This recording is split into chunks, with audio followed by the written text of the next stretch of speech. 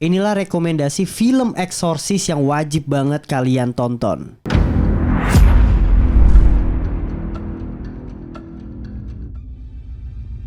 Selamat malam semuanya. Balik lagi di podcast Opini Tengah Malam. Masih bareng gue Bimo, gua Fedrian, dan gua Faris. Hari ini kita akan bahas Exorcism, bro. Gila. Film bertema exorcism.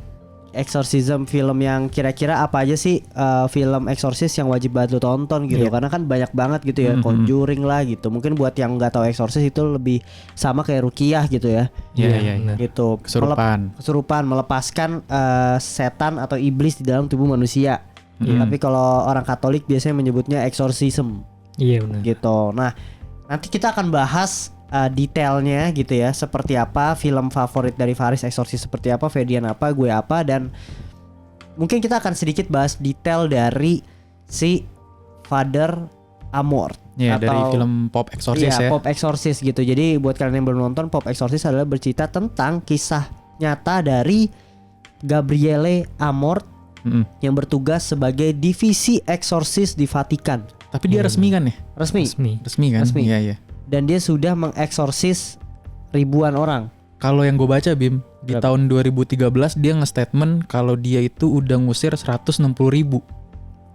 Dia sendiri yang ngomong. Iya. Ya, cuma mungkin gini ya, menurut gue total dari divisi si eksorsismnya ini, karena kan dia tahun 91 tuh sempat buat salah satu bukan perkumpulan sih, orang-orang yang bisa eksorsis jadi satu gitu loh. Avengers bro. Avengers gitu. Dan total anggotanya tuh ada 200.000 orangan gitu loh, Is. Itu di Romanya doang. Nah itu gue gak tahu tuh, gue tadi sempat nanti gue akan bacain ya. Itu dari BBC, nanti kita akan bacain gitu. Itu jadi kayak mungkin totalnya kali ya, kalau total dari anggota-anggotanya dicampur sama kayak dia mungkin bisa gitu. Kalau total gitu mah kayaknya lebih dari 100.000 gak sih? Anggotanya 200.000. Kalau lu kerahin kan satu orang satu kasus, saya udah lebih dari 100.000 harusnya. Karena yang gue tadi sempat baca itu si Father Amorth itu satu hari dia bisa ngusir 5 orang anjir. Maksudnya 5 orang kerasukan. 5 pasien gitu. Satu hari. Iya kali, mungkin bisa sih. Gue juga sempat baca katanya pas zaman-zaman kemodern gitu jadi eksorsis bisa lewat telepon anjir katanya. Anjing. Iya tadi ada, serius. Mungkin dia bisa ngelakuin itu juga kali. Kan tahun 2013 mah udah ada HP kan. Masa bisa gitu anjir? Gak tahu. Harusnya sih dia juga lah Father Amorth.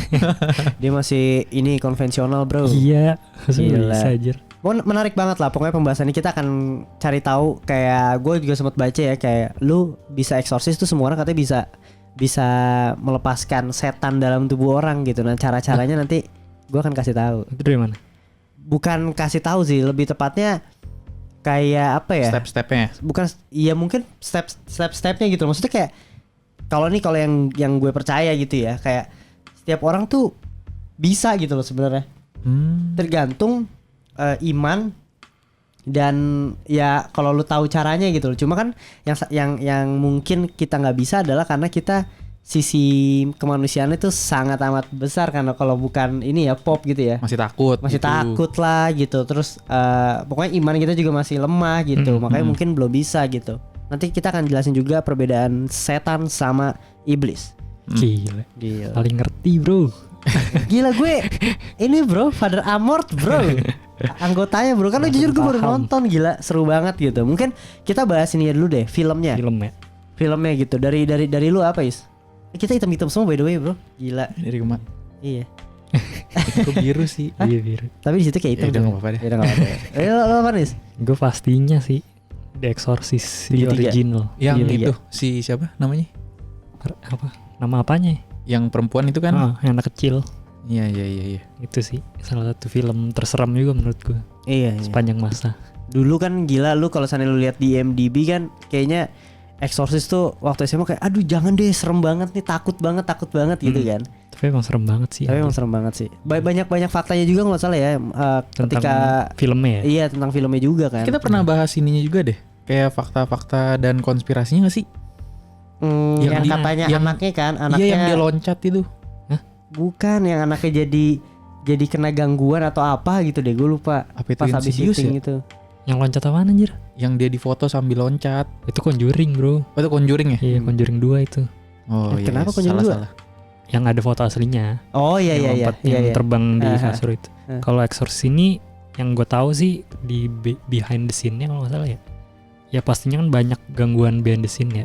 Terus tapi katanya kru-krunya banyak yang dalam tanda kutip terkutuk gitulah habis syuting ini Vet, mengalami kesialan gitu-gitulah. Tapi nggak tahu juga sih ya.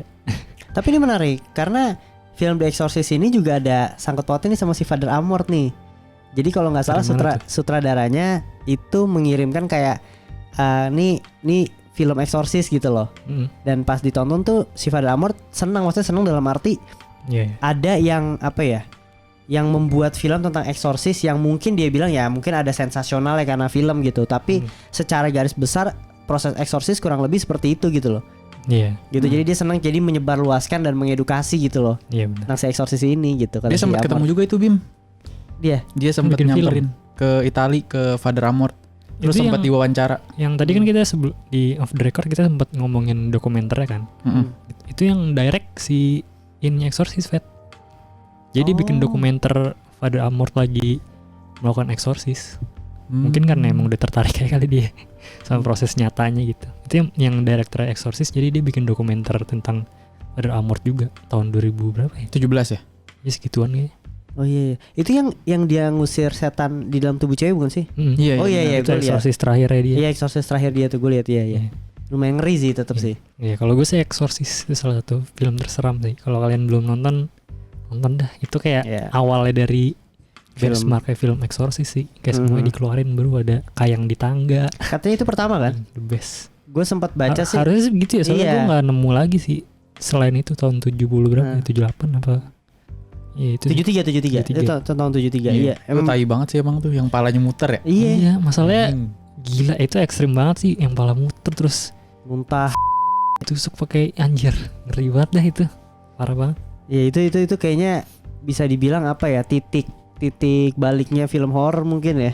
Jadi orang kayak referensinya tuh banyak banget dari situ. Zaman itu udah gila banget sih. Maksudnya dari efeknya segala macam kan. Apa special efeknya pala bisa muter gitu, ngeluarin muntah. Terus katanya juga di bioskopnya waktu premier pada tahun itu banyak yang gak kuat katanya. Banyak yang muntah, banyak yang keluar bioskop lah, pokoknya pusing gitu-gitu. Karena mungkin saking di ekstrimnya. Era itu Exorcist mereka tahu tapi nggak tahu prosesnya seperti apa kali ya. Iya, dan itu kan maksudnya serem banget bro. Atau terlalu advance di zaman iyalah pasti filmnya. Iya. Cuma kata-kata Exorcist ini menjadi judul film akhirnya banyak banget menurut gue. Ini yang tahun 73 udah kita top of mind lah. Kalau lu ngomong film The Exorcist lu tahu pasti itu filmnya gitu. Nah akhirnya banyak kan kayak Emily Rose Exorcist gitu loh. Ada yang apa Exorcist kedua, ketiga gitu. Apapun pakai Exorcist atau mungkin Possession kayak gitu-gitu udah mulai banyak gitu kan. Even Conjuring pun pakai formula Exorcist gitu loh. Nah saking banyak kayak ini dan dilihat di IMDb nggak banyak juga yang berhasil gitu loh. Kalau gue lihat tuh mungkin 6 tuh udah bagus menurut gue untuk film horor bertemakan Exorcist ya. Ratingnya. Iya bro, ratingnya. Tadi gue sempat lihat gitu loh. Jadi mungkin kalau dari gue sih, gue tetap ya Conjuring mungkin. Gue tetap Conjuring pertama. Gue suka banget sama apa namanya tingkat kehororannya. Tapi mungkin kalau dari kita mau ngambil exorcismnya mungkin nggak begitu ini ya, nggak begitu kental karena kan dia emang lebih ke teknologi kan. Temanya bukan Exorcist doang sih di Conjuring. Iya, horor ya. Iya. Gitu kayak mungkin gue lebih ke si Conjuring sama Pop Exorcist ini sih. Ini nanti gue mau bahas lebih detail sih untuk Pop Exorcist ini gitu loh. Karena gue baru banget nonton jujur dan faktanya ya gitu, fun fact-nya adalah gue nonton di Studio 6 dan itu masih full house bro. Masih full. Gue nonton di 3 baris depan. Horor emang dah. Gila ya. Padahal udah Sewu Dino udah naik kan? Iya udah naik. Masih rame loh Pop. Gila bro. Kayak mungkin karena bulan puasa setan dikurung, orang kangen kan. Itu jadi sih bro gitu. Lo apa Fet? Gue ya gue sih gak terlalu banyak nonton Exorcist-Exorcisan ya. Tapi ya kayaknya 2 gue yang teratas kayaknya yang lu sebut itu dah. Pop sama gue suka Pop karena dia itu asal usulnya. Yes. Terus ada kayak ada detailnya, backgroundnya kan? Diajarinnya gitu. Nah kalau yang lu bilang Riz, itu bikin gue nggak bisa tidur tuh nontonnya. Anjir. Kayaknya Kalau yang kayak Faris nih ya, Exorcist yang tahun 73 tuh emang horornya kental banget gitu loh. Kalau The Pop Exorcist menurut gua adalah yang gue suka dari ceritanya ini mungkin gak begitu horor ya. So-so aja gitu, tapi dia memberikan informasi-informasi yang anjir gue baru tahu di sini gitu. Iya, Jadi iya, filmnya iya. menurut gue punya isi gitu Karena loh. mungkin ini sih perspektifnya kan orang main karakternya si pastornya sendiri. Iya. Jadi kayak kita ngikutin dia ke gereja, kita Ah. ikutin kemana kita ikutin. Dia lagi nerangin ke apa pastor yang cupunya tuh kita ikutin juga kan, kayak kita yang diajarin juga gitu. Kalau yang di Exorcist kan emang karakter utama yang kesurupan itu kan si Iya, iya. bocahnya. Jadi emang lebih ke Pendekatannya korbannya beda aja. juga sih Ada ya. konspirasinya juga cuy. Apa? Iya, Di Pop Exorcist. Apaan? yang Itu kan di filmnya kan ada konspirasi ceritanya. Ada Gua rahasia Vatikan. Yang di mana ya? Lah, Lupa yang gue. itu yang ke bawah tanah. Oh, tapi kan udah selesai kan maksudnya? Bukannya udah clear ya itu ya di filmnya ya? Enggak, cuma kan Dijelasin. konspirasi ternyata Vatikan menyimpan rahasia diumpetin iya, iya. dari rakyat lah. Iya. Iya, iya, iya, iya. Biar nggak ketakutan ya. Iya iya oke Iya, oke. dan Nanti juga yang di ininya apa? Sumurnya kan. Iya. Itu kan ulah Vatikan juga kan. Keren dah. iya sumpah. Gila menarik. Tapi itu menurut gua apa ya? Ya mungkin di kisah nyatanya tidak seperti itu gitu ya. Itu film Iyalah. banget gitu kan. Iya. Nah, yang gue suka dari Pop mungkin kita nggak review lah ya untuk ini mah gue karena memang lebih kita langsung pengen bahas kasusnya gitu. Tapi ya dari Pop Exorcist ini tadi gue bilang filmnya tuh penuh dengan isi gitu loh. Kayak sesimpel setan sama iblis gitu kan. Kayaknya kalau setan itu tidak bisa apa ya? Misalnya gini, iblis itu banyak tingkatannya gitu loh. Iya. Kan dibilang kalau di film itu adalah 200 apa di salah satu kisah tuh ada 200 malaikat yang jatuh ke bumi gitu kan. Anunnaki. Anjay, Anunnaki lagi, Bro. Gila connect bro. Gila, iya. Itu kan yang dikasih tahu kan ya? Di mana? Di Anunnaki. Iya kan? Iya, malaikat turun.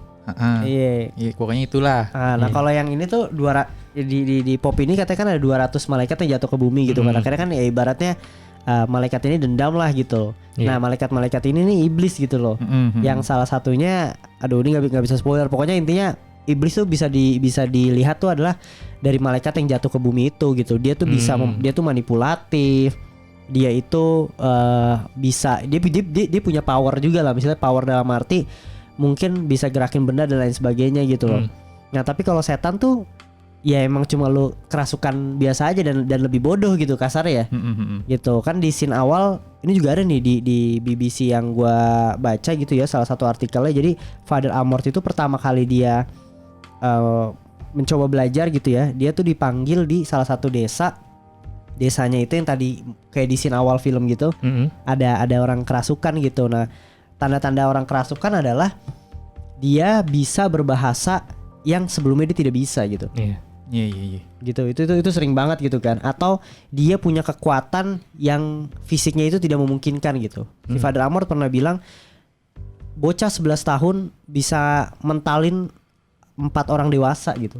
Jadi itu udah nggak mungkin. Itu udah nggak mungkin gitu loh. Kalau bukan kerasukan itu nggak mungkin gitu loh. Iya. Gitu. Cuma ya itu yang dia jelasin gitu kan gitu. Dan seberapa pentingnya lu harus tahu nama si setan atau iblisnya yang kerasukan itu gitu. Biasanya kalau iblis itu susah tuh untuk cari tahu namanya gitu loh. Kalau setan tuh lebih bisa bego-begoin gitu. Misalnya kayak ya kan lu bilang nih lu masuk nih ke babi, lu masuk bisa nggak lu katanya lu iblis gitu. Jadi ibaratnya setan itu mengaku-ngaku iblis gitu loh. Terkadang gitu loh kalau yang gua tangkep gitu ya. Tapi kalau iblis ya emang bener bisa baca dosa lu gitu loh. Iya. Penyesalan lu gitu. Itu tingkatnya udah beda tuh. Itu ya. tingkatannya beda. Udah jago Nah, tuh. ya Yang itu tahu pokoknya cuma lu doang dah. iya. Informasi yang tahu lu nggak pernah share kemana-mana. Tapi tiba-tiba dia bisa tahu gitu ya. Iya. Makanya dia ngeceknya pakai selalu nanya nama ya lihat. Iya, dia harus tahu nama gitu. Dan fun fact-nya si Father Amorth ini tuh suka banget pengakuan dosa gitu. Dia sering banget pengakuan dosa. Jadi kalau bisa sebelum Exorcist dia tuh selalu pengakuan dosa. Karena kenapa? Karena biar tidak ada penyesalan dalam dirinya dia. Karena dia bilang iblis itu tahu penyesalan dalam diri lu gitu. Jadi ketika lu ada satu dibacain sama dia. Kalau kata David, dosa tuh kelemahan kita tuh, bro. Oh iya. Anjay. Iya, serius. Gila. Jadi itu jadi senjata iblis tuh buat ngelawan kita. Nah iya. Jadi Iya. kayak misalkan aduh gue berdosa banget. Iya, misalnya nih amit-amitnya gitu ya, lu abis perkosa cewek gitu kan. Terus tiba-tiba lu ketemu tuh berhadapan sama orang yang kerasukan gitu. Dia tahu kayak ya lu kemarin perkosa cewek dan lain sebagainya gitu. Nah lu kan pasti shock gitu loh. Nah itu tuh lu nggak boleh, lu harus ngaku dosa dulu baru lu berhadapan tuh dengan demonnya gitu loh. Biar tidak ada rasa penyesalan gitu. Karena dia bisa ngebaca itu. Gitu bro, gila. Tapi itu yang tadi informasi yang setan itu berdasarkan apa? Film ya? Film ya. Iya ada kok, ada. Tapi ada juga kurang lebih gue sempet itu kayak gitu kan Fer? Iya di mention dikit lah begitu Riz. Ada. Dia bilang setan dan iblis. Iya si ini ya kan, si Father Amorth ya. Maksudnya setannya dalam artinya apa nih pengertian lu? Setannya mungkin lebih ke apa ya, kan kalau di situ kan iblisnya yang 200 tuh. Mungkin anak buahnya kali ya. Karena setahu gue pengertian setan di Amerika ya, itu setan tuh salah satu nama iblis. Satan. Iya. Maksudnya kalau setan yang di pikiran kita kan pocong ya. Kayak beda sama dia sih. Feeling gue dah. Gue nggak tahu sih, cuma yang gue tangkap ya memang kayak lu kalau di film itu yang gue tangkap ya, di scene awal itu menjelaskan yang kesurupan itu yang awal itu si setan gitu loh. Oh kalau gue nangkepnya justru yang di awal itu sebenarnya dia nggak kesurupan. Apa? Mental aja. Karena Father Amorth tahu itu dia cuma ngasih sugesti doang. Nih lu gue pindahin ke babi, gue tembak, setan hilang. Sekarang udah bebas gitu. Kan dia kalau nggak salah dia agak nerangin ke petingginya sih. Oh yang dia bilang dia ada TV bahasa Inggris dan lain sebagainya. Terus ya udah gue kasih sugesti, setannya udah gue eksorsis, lu udah bebas. Dia tinggal diinin sama psikiater aja gitu. Jadi kesimpulan gue sih 160.000 mungkin aja angkanya cukup dekat dengan itu ya kejadian nyatanya. Let's say 70.000 lah. Tapi mungkin beberapa kasus ada yang kayak gitu, Fat. Misalkan Father Amorth datang terus dia kayak nih orang gak kesurupan setan nih, gak kesurupan iblis nih. Cuma dia ngira dia punya penyakit mental, terus dia kira lagi kesurupan aja sama dia. Mungkin yaudah gue kasih ke psikiater. Itu kan termasuk satu kasus kayak gitu ya. Mungkin dihitung juga sih. Jadinya banyak gitu. Kalau yang tadi gue baca ya Riz, statement dari dia bilang misalkan dari 100 orang gitu ya yang bilang kesurupan, 2 doang yang kesurupan asli. Nah iya. Karena kan dia sisanya cuma gangguan mental. Dia harus centang semua boxnya kan, yang tadi tuh kayak apa? Harus bisa tiba-tiba bahasa lain, bahasa Latin, jadi bahasa kuat apa, gitu ya. Jadi kuat, terus juga banyak lah tadi harus di checklist semua tuh. Kalau enggak ya bisa aja dia cuma kena penyakit mental aja. Nah, makanya ini yang menariknya adalah ketika ilmu kedokteran itu mulai meningkat gitu ya. Dan Vatikan juga kalau nggak salah tuh sempat mention kayak lu kalau bisa ke kedokteran dulu baru ke ini supranatural gitu loh. Gitu. Jadi dia emang sudah mengaku itu gitu. Lu kalau udah ke dokter nggak apa-apa, terus lu ke psikiater juga nggak apa-apa, baru nih kita mau turun tangan gitu loh. Jadi karena dia juga udah percaya juga dengan kemajuan teknologi, harusnya udah bisa tuh tahu mana yang kerasukan, mana yang emang penyakit mental gitu. Dan di Vatikan sendiri juga kalau lihat dari filmnya kan lu bisa tahu gitu, ternyata nggak semua pastor pun bisa melakukan eksorsis kan sebenarnya kan. Maksudnya bukan bisa, tapi bukan yang nggak bisa, tapi tahu gitu loh caranya gitu. Karena setahu gue itu ada ilmunya lagi gitu loh. Iya sih. Tapi kayaknya kalau pastor yang kayak harus punya license gitu nggak sih? Dan harus diakui sama Vatikannya. Karena kalau dari beberapa film yang gue tonton dan beberapa YouTube gitu ya, ada kayak misalkan orang mau eksorsis kan harus ke Vatikan dulu kan. Dan biasanya Vatikan ngirim pastor dari dia gitu kan. Jadi nggak boleh sembarangan kayaknya ya. Harus ada orang yang emang udah dikasih lisensi lah ke Vatikannya. Minimal kayaknya prosedurnya harus bener dah. Karena kan yang di Conjuring dia harus nunggu tuh. Dari Vatikan kan. Iya. Nunggu ini. Jadi nggak boleh sembarangan kali. Iya bener-bener harus ada dari orang Vatikan nih, kayak ada yang ngawasin seenggaknya lah ya. Iya makanya kan dari kalau di Pop Exorcist kan juga ada data-datanya. Lu pergi nanti gue sambil collect nih data-datanya apa gitu loh. Iya menarik juga sih sebenarnya dari untuk pengusiran setan ini gitu. Dan si Amorth sendiri dia bilang dia tuh kayak kepanggil jadi pengusir setan itu ya awalnya gara-gara ibaratnya si Faris nih bisa ngusir setan, tapi dia udah tua lagi sakit-sakitnya minta temenin gue gitu loh Fet. Nggak gue temenin gitu, tapi lama-lama ya gue jadi bisa gitu. Jadi kayak gitu si Amorth juga. Maksudnya nggak emang panggilannya awalnya tidak seperti itu gitu. Gitu. Menarik. Lu dapat fakta apa lagi dari si Amorth? Kalau gue tadi dia sempat ngomong kalau misalkan pertama kali orang percaya tentang kasus kesurupan itu 3100 BC. Apa tuh? Before Christ. Oh iya. Nah itu tuh dimulai pada zaman Mesopotamia bro. Irak lagi, Anunnaki lagi anjir. Oh iya. Iya. tadi sih yang gue baca ya, dia ngomong begitu. Anjir. Katanya gitu. Terus juga sempet kan yang tadi siapa? Sutradara The Exorcist itu ya. Kan dia kan datang nemuin Father Amorth, terus dia sempet ngobrol tuh. Terus ditanya kan, lu ini secara terbuka kan lu bilang kalau lu ini percaya Vatikan skandalnya gitu, yang pada tahun itu tuh kayak lagi rame diperbincangkan kalau di Vatikan itu ada setannya katanya, Riz. Oh, jadi ada udah disusup lah ya. Iya, terus dia ngomong iblis. kayak yes, today Satan rules the world. Anjay. Dia ngomong gitu. Iya nih. The masses no longer believe in God. And yes, Satan in the Vatican.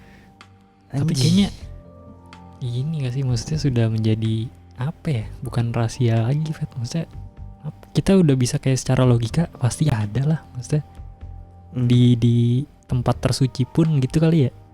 Mungkin ada gitu. Karena kan orang yang ngelola dan orang masih bisa apa? Terkenal lah sama bujukan iblis gitu.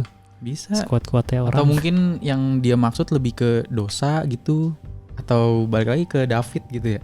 Iya. Yang David bilang David udah berlindung di balik David anjing. Enggak anjir, habis kayak tiba-tiba connect aja yang dia ngomongin. Iya makanya dosanya kan Keren sih. digangguin iblis. Tapi menariknya gue dapet fakta juga kalau ternyata eksorsisme itu diakui oleh medis sebagai salah satu bentuk terapi, bro. Iya. Iya. Oh jadi mirip-mirip ini psikiater gitu. Iya. Maksudnya kan ya mungkin ada beberapa orang yang memang nggak bisa dibantu sama psikiater ya, terlepas dia emang beneran kerasukan atau enggak gitu. Misalkan dia nggak kerasukan, cuma emang siapa tahu psikiater emang nggak bisa nolong itu karena dia udah di otaknya dia udah percaya banget nih dia kerasukan.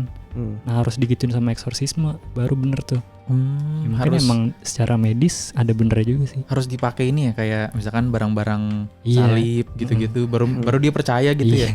Oh, Keren sih ya, termasuk dalam iya juga sih. salah satu terapi. Bisa juga sih. Ya menarik sih sebenarnya. Gue juga dapat nih ada beberapa fakta menarik gitu ya.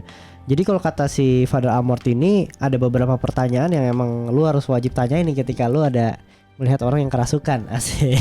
Ini lu bisa implementasikan ya gitu.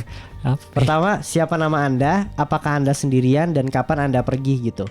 Jadi itu adalah pertanyaan-pertanyaan yang harus ditanyain. Tujuannya adalah pengusiran setan untuk memaksa orang yang kerasukan mengungkapkan nama setan itu. Karena menurut Amorth, setan yang menyebutkan namanya adalah kekalahan besar bagi setannya itu gitu loh. Tapi gue rada nggak masuk logika dah kalau kayak gitu. Kenapa? Maksudnya lu nanyain langsung gitu, nama lu siapa? Maksudnya kan setannya tahu kalau gue nyebutin nama gue kalah nih. Nah, Terus gimana caranya? itu yang maksudnya ada beberapa apa yang dia langsung nyebut atau apa. Makanya kan kalau si Amorth juga bilang pengusiran setan itu kadang bisa terjadi dalam, kadang gue bisa 10 menit, kadang gue bisa berjam-jam, atau malah kadang gue bisa berhari-hari gitu. Jadi intinya adalah komunikasi. Lu datang, duduk gitu ya, lu ibaratnya doa terus, jadi ada yang doain, dia ngobrol terus sampai akhirnya tuh ibaratnya lu harus pinter-pinter mancing dia akhirnya ngeklik. Keceplosan aja. Iya, ini gitu sih. Gimana ya? Kayak menurut gua si Amorth ini tahu deh. Kan gini. Ini gua nggak tahu sih benar apa enggak ya. Jadi temen gua tuh ada juga yang cukup mencari atau mengulik tentang fallen angel lah. Iya. Gitu. Atau demon gitu ketika perang surgawi, jatuhnya malaikat dan lain sebagainya, terus tiba-tiba ada malaikat ini gitu. Kayak menurut gua orang yang pengusiran setan tuh sedikit tahu gitu tentang malaikat-malaikat yang jatuh dari langit gitu loh. Terus mungkin dulu perannya apa gitu. Lucifer yang jatuh ke neraka gitu ya, ke dalam dosa, terus nama surgawinya apa yang kayak gitu loh, Pet. Tapi gue pengen tahu juga sih katanya temen gue, tapi temen gue sih yang ngomong ya gitu, kayak dia bilang itu kayaknya nggak ditulis di dalam Alkitab secara gamblang kan. Maksud gue fallen angel berapa bla bla bla bla bla bla gitu. Nyangkutnya ke kitab Henok nggak sih, Riz? Nah iya, soalnya Tapi kan kata temen gue itu beda adalah nggak sih? Maksudnya fallen angelnya konteksnya adalah kalau yang di Enoch bukannya emang itu utusan Tuhan ya? Maksudnya malaikat-malaikat yang baik. Kalau fallen angels yang ini kan konteksnya yang dikeluarin dari surga kan? ada perang surgawi dan lain sebagainya. Itu gue nggak tahu tuh orang dapat dari Nah, mana itu ya. konteksnya dulu, bro. Iya. Kayaknya kalau yang iblis itu yang dikeluarin dari surga deh. Kan ada aja kan malaikat yang emang diutus ke bumi gitu. Ya, itu 200 malaikat yang jatuh dari surga nggak sih? Maksudnya dikeluarin dari surga tuh 200 orang itu kan? Iya, cuma kan itu kan jadinya iblis ya, yang dibenis dari surga. Tapi ada juga kan malaikat yang emang disuruh turun ke bumi, ngebantu yang gitu. baik, iya. Nah itu konteksnya. Kayaknya mungkinnya bisa jadi beda sih. kayaknya yang di kitab Enoch sama Anunnaki malaikat yang emang diutus gitu dah, Fet. Yang baik maksudnya, yang bukan jadi iblis. Iya. Gue jadi inget satu film nih sedikit cepet aja gitu lah ya. Lu inget film Legion gak sih? Belum nonton gua. Itu film sih secara rating menurut gue hancur ya gitu ya. Itu sering banget Ceritanya apa? di Trans TV tuh. Lu nonton gak? Enggak. Legion. Nah itu ini menarik. Jadi si Legion itu salah satu malaikat. Gue lupa tapi Iya. malaikat apalah. Malaikat apa sih lu tau gak sih? Enggak tahu. Nah, pokoknya intinya bumi itu mau dikiamatin gitu. Bumi itu mau dikiamatin. Udah nggak ada lagi manusia yang lahir ke dunia. Terus? Udah nggak ada lagi gitu. Jadi udah di stop gitu. Kelahiran tuh udah di stop. Tapi ada satu cewek yang hamil 9 bulan dalam beberapa hari. Dia itu harus ini melahirkan. Tinggal satu cewek itu doang. Nah Legion udah datang nih ke bumi. Dia ngincer mau bunuh si cewek Berarti itu. Legion itu jahat. Legion kayaknya jahat deh. Apa yang bahaya gue lupa deh. Pokoknya ada satu malaikat deh. Entah yang datang Mikael atau Legion gitu yang jahat. Yang inilah antara dua malaikat itulah. Jadi mau dibunuh nih si ceweknya. Tiba-tiba satu malaikat lagi. Nah itu antara dua itu ya. Itu berantem tuh berdua. Yang satu pengen tetap menyelamatkan umat manusia biar terus. Tapi yang satu mau ngebunuh ini. Oh itu seru banget sih. Kalau menurut gue ya. Walaupun mungkin secara film orang melihat kurang gitu ya. Tapi secara premis menurut gue bagus tuh. Nah mungkin kalau balik lagi ke Father Amorth ya, gue mau bacain terakhir nih pengusiran setan pertama yang menakutkan kalau versi si Father Amorth sendiri gitu ya. Ini dari BBC ya. Nah ini Romo Amorth pertama kali melakukan pengusiran setan pertamanya pada tahun 21 Februari 1987. Seorang petani berusia 25 tahun dipercaya telah kerasukan setan. Dan Romo Amantini mengirim asisten barunya. Pengusiran setan itu dilakukan di Universitas Kepausan Antonianum di Roma. Saat tiba, ia menemukan suatu kejutan ya. Selain hadir seorang pastor dan petani, ada pula orang ketiga, yaitu seorang penerjemah. Gitu. Nah, mereka menjelaskan kepada Amorth bahwa yang kerasukan hanya bisa berbicara dalam bahasa Inggris saat tidak sadar. Gitu. Dan sang petani menggunakan gaya bahasa sastrawan Inggris Shakespeare untuk mengumpat-umpat. Maksudnya untuk mengumpat-umpat tuh mungkin Untuk bahasanya ya? Swearing gitu ya. Swearing sih. Iya, itulah. Kata gitu ya. kasar lah. Nah, dalam kasus lain pengusiran setan itu bertemu dengan perempuan yang tidak bisa baca tulis dan mengucapkan kata-kata kasar dalam bahasa yang tidak dikenal Amorth gitu. Nah, terus dia bilang nih, saya harus meminta beberapa pastor berpartisipasi dalam pengusiran setan sampai salah satu dari mereka memecahkan teka-tekinya. Dia berbicara dalam bahasa Aramaik, bahasa kuno yang diyakini diucapkan oleh Yesus sendiri. Kata gitu. Terus pada suatu saat ia lagi nulis, bola mata anak laki-laki itu muter gitu ya, masuk ke dalam kepalanya gitu. Dan gak lama setelah itu, kata Pastor Amorth, suhu dalam ruangan turun drastis dan orang yang kerasukan mulai melayang gitu. Anjay. Gila kan lu? Gila banget anjir ya. Ini gue gak tahu dan ini bener apa enggak nih. Terus Romo Amorth membutuhkan waktu 5 bulan dan 20 sesi untuk memenangkan perlawanan pertamanya menghadapi kejahatan itu gitu. Mantep sih. Nah itu satu lagi tuh, kenapa bisa 160.000 kayaknya itu dihitung deh, Vet. Satu sesinya ya? Iya, satu sesinya. Karena mungkin. kata dia satu orang tuh emang bisa berkali-kali, nggak bisa langsung sembuh. Kalau yang beneran kesurupan iblis maksudnya. Kayak nanti kesurupan lagi gitu. Maksudnya nggak kesurupan lagi, emang misalnya 3 sesi itu belum keluar. Jadi belum keluar setannya.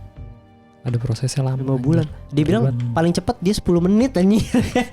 Sama Itu kayak podcast kita juga lawan podcast kita, bro. 10 menit kayak jempolnya ditekan. Gila. Aduh. Tapi kalau yang Father Amorth ya, gue nemuin berapa ininya sih dari pernyataannya dia. Maksudnya kan di filmnya juga digambarkan kan kayak yang dia pakai alat ini apa sih? Yang dipegang di tangannya tuh ntar setannya ngikutin matanya. Pokoknya ada kan di filmnya ya. Gue nggak tahu tuh itu gambar apa yang dipegang ya. Salib. Pokoknya ada salibnya gitu dah. Terus? Nah kalau yang di aslinya dia juga bilang, Fet, katanya ada kayak gitu. Cuma kan kalau yang di film didramatisir ya, matanya jadi ada 2 kan. Mata iblisnya jadi ngelihat. Kalau di aslinya katanya dia pakai itu tuh. Ntar dia gerakin gitu, Fet. Kalau nanti matanya dia itu pokoknya jadi putih semua. Terus ke bawah, gue lupa nih ke bawah atau ke atas ya. Pokoknya intinya gitu. Kalau ke bawah itu berarti iblisnya beneran. Tapi kalau matanya ke atas, katanya bukan iblis gitu. Kata dia itu. Tapi matanya harus putih semua, kayak ke belakang gitu. Gila sih, menarik sih anjir. Keren juga alatnya ya. Iya. Ada pendeteksinya. Tapi penasaran ada alatnya apa ya? gue juga penasaran sih asli sih. Gue jadi pengen ngulik kisahnya si Amort, Father Amort sih. Dia tapi sayangnya udah meninggal ya di tahun 2016 ya. Nggak usah jauh-jauh tuh bapaknya David noh. Kenapa? Kan bisa ngusir. Ya iya, Gue sering diceritain. Hah? Seru bro kalau lagi cerita. David Salah ya, satu ini oh, iya, apa eksorsisnya. Iya. Gila benar. Oke, berarti kita ada segmen baru yaitu David the Exorcist, Oh bro. kirain bapaknya. Maksudnya bapaknya anjir. Bapaknya sumpah seru sih, tapi kalau ngobrol lama anjir. Gila lu podcast sejam gak cukup, bro. Oh, bapaknya. Iya, ada sekalian doa-doa gitu kan. Gue takutnya yang nonton kita pindah gitu. jadi murtad aja gitu. Ya gitulah ya. Pokoknya seru sih, ini bahas Exorcist ini seru banget gitu. Mungkin kita akan bahas mendalam lagi gitu ya. Nextnya gitu tentang Exorcist ini. Dan support terus lah ya Opini Tengah Malam ya. Gila bro, di TikTok kita berapa kali FYP, gue jadi rajin nih ngupload TikTok anjir. Mantap, jadi semangat. Jadi semangat gitu. Dan YouTube juga seneng banget, progresnya cukup naik gitu. Spotify juga. Ya pokoknya kita lagi rajin-rajinnya lah gitu ya. Karena tidak ada duit. Jadi harus rajin bro gitu. Dan kemarin live-nya gimana? Kita pengen banget komennya sih dari kalian gitu ya yang udah nonton live-nya kita gitu. Padahal kita live-nya baru besok, tapi ini akan naik episode-nya hari Jumat. Jadi kalau kalian suka komen aja lah. Komen. Ntar kita rajin live per minggu kalau kalian. Iya gitu. Dan ya pokoknya nabung lah buat kayak Buat apa? sawer kita gitu loh. Kalau bisa kan bisa sambil joget kita. Ya oke lah, segitu ya dari podcast Opini Tengah Malam ya. Sampai ketemu di episode berikutnya. Bye, selamat malam.